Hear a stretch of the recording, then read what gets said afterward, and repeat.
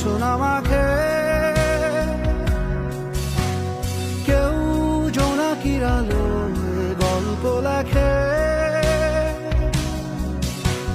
কেউ ধূসর রঙে রঙিন ছবি আঁকে।